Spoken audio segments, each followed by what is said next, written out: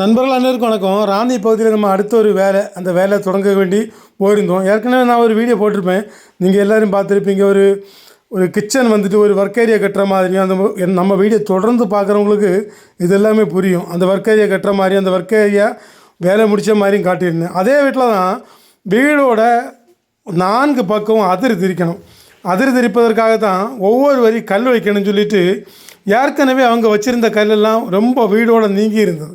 ஏன்னா வீடோட 10 அடி நீக்கி கொண்டு கல்லை வச்சா என்ன சம்பவம்னா, அவங்க கல் போடணும்னு நினச்சிருக்காங்க. அதாவது வீட்டோட ஃப்ரண்ட் ஏஜ் நம்ம நடந்து வரக்கூடிய பகுதி கல் பதிக்கணும் நினச்சிருக்காங்க. அதுக்காகத்தான் இந்த வேலையை பார்த்துட்ருக்கோம். இப்போ நீங்கள் இந்த பார்த்துட்ருக்கீங்க இந்த வளவு டிசைன் எல்லாமே வீட்டுக்காரங்களோட ஐடியா தான். மொத்தம் வீட்டுக்காரங்களோட ஐடியா தான்.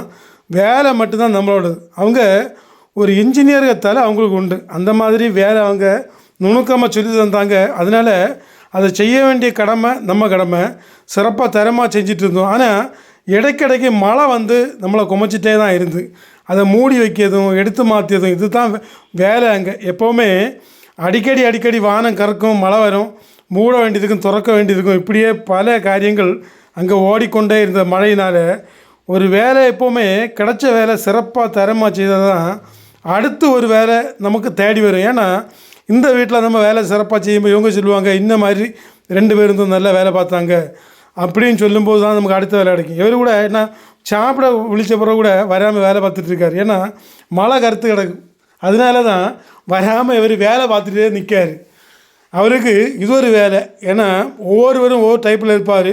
அவரும் கரண்டி பிடிச்சி 19 வருஷத்துக்கு ஆகுதான். அதனால் அவர் வந்துட்டு அவரோட வேலையை தரமாக சிறப்பாக செஞ்சிட்ருக்காரு. அதிலும் நுணுக்கமான வேலைன்னா அவருக்கு அல்வா சாப்பிட்ற மாதிரி அந்த இடத்த விட்டு மாறவே மாட்டார். நம்மளும் லைட்டாக ஒட்டி திருத்தி கொடுத்துட்டு போயிட்டே இருந்தோம். அவரும் மேலே கிரவுட்டெல்லாம் வச்சு பூசிட்டு வந்தார். முதல் ட்ரிப்பு வேலை என்னோடய வேலை, ஃபினிஷிங் வேலை தான் அவர் பார்த்துருந்தார். ஏன்னா உண்மையை சொல்லி வீடியோ போட எனக்கு பிடிக்கும், நேர்மையாக இருக்கிறது தான் எனக்கு எப்போதுமே பிடிக்கும்.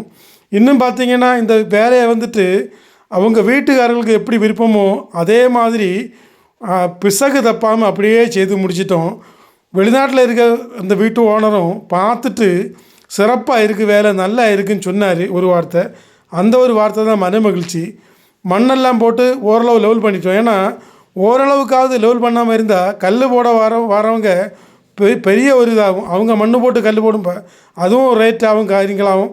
நம்ம எப்போவுமே வேலை செய்ய இடங்களில் இந்த வேலை செய்து முடிக்கக்கூடிய நேரத்தில் மண்ணெல்லாம் போட்டு ஓரளவுக்கு லெவல் பண்ணி விட்டால் அந்த வேலை சிறப்பாக இருக்கும். அதே மாதிரி மண் போட்டு விட்டால் மட்டும் போதாது, அது கொஞ்ச நாள் நல்லா நடந்து எடுத்து செட்டானது தான் கல் போடக்கு மிகவும் எளிமையாக இருக்குன்னு சொல்லிட்டு வீட்டுக்காரங்கள்ட்ட நாங்கள் சொன்னோம், உடனே போட்டுறாதீங்க, ஒரு 2 வாரமாவது கழியட்டுன்னு. இப்போ எல்லா வேலையுமே உடனே குயிக்காக முடிக்கணும். அது பிறகு உள்ள விஷயங்கள் வரதை யாரும் சிந்திக்க மாட்டாங்க. அதனால் இந்த வீட்டுக்காரங்க நாங்கள் சொன்னதை கேட்டாங்க.